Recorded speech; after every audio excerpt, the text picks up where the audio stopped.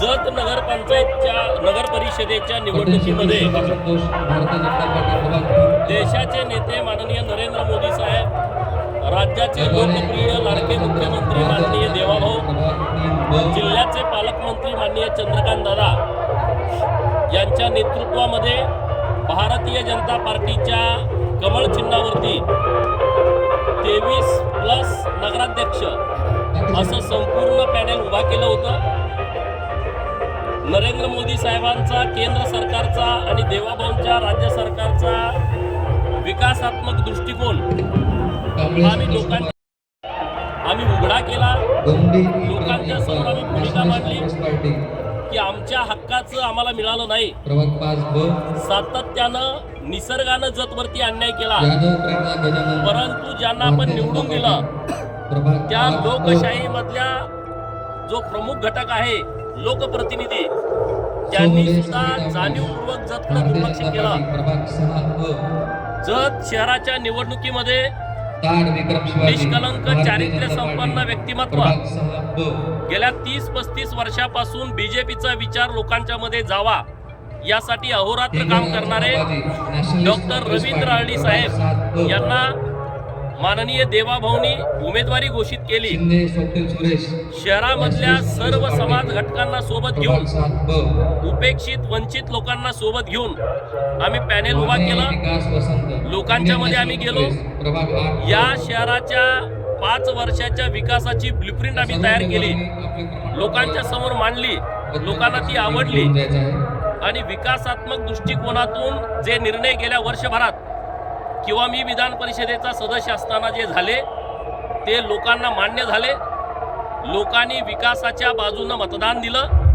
मी जत शहरातल्या मायबाप जनतेचं मनापासून आभार व्यक्त करेन की तुम्ही भारतीय जनता पार्टीवरती विश्वास ठेवला आणि तुम्हाला मी हाच शब्द देईन की आम्ही जो शब्द निवडणुकीच्या प्रचाराच्या निमित्तानं ब्लूप्रिंटच्या द्वारे जो शहरातील मायबाप जनतेला दिलाय तो एक न एक शब्द पुढच्या 5 वर्षामध्ये आम्ही पूर्ण करणार.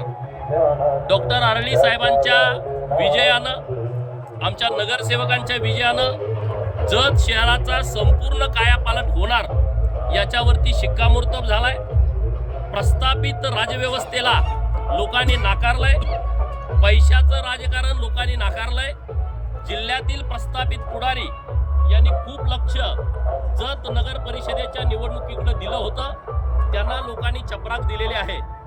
आमचे जे उमेदवार निवडून आलेत त्यांचं अभिनंदन. आमच्या विरोधी पार्टीतले जे उमेदवार काँग्रेस आणि राष्ट्रवादीचे निवडून आलेत त्यांचं सुद्धा अभिनंदन. त्यांना आव्हान आहे की आता जतच्या विकासासाठी आपण सगळेजण शहरामध्ये बदल करण्याच्या दृष्टिकोनातून प्रयत्न करूया. विकासाच्या कामासाठी तुम्ही आमच्या सोबत या. निवडणूक झाली, आज विषय संपला. आता इथून पुढं शहराचा विकास हाच आपल्या सर्वांचं उद्दिष्ट असलं पाहिजे, आपल्या सर्वांचं ध्येय असलं पाहिजे. सर्वात जास्त अभिनंदन मी गौतम आयवळे यांचं करेन. एका उपेक्षित समाजातला, एका छोट्या समाजातला माणूस एका प्रस्थापित पुढाऱ्याच्या मुलाच्या विरोधात उभा राहतो, प्रस्थापित व्यवस्था उद्ध्वस्त करतो.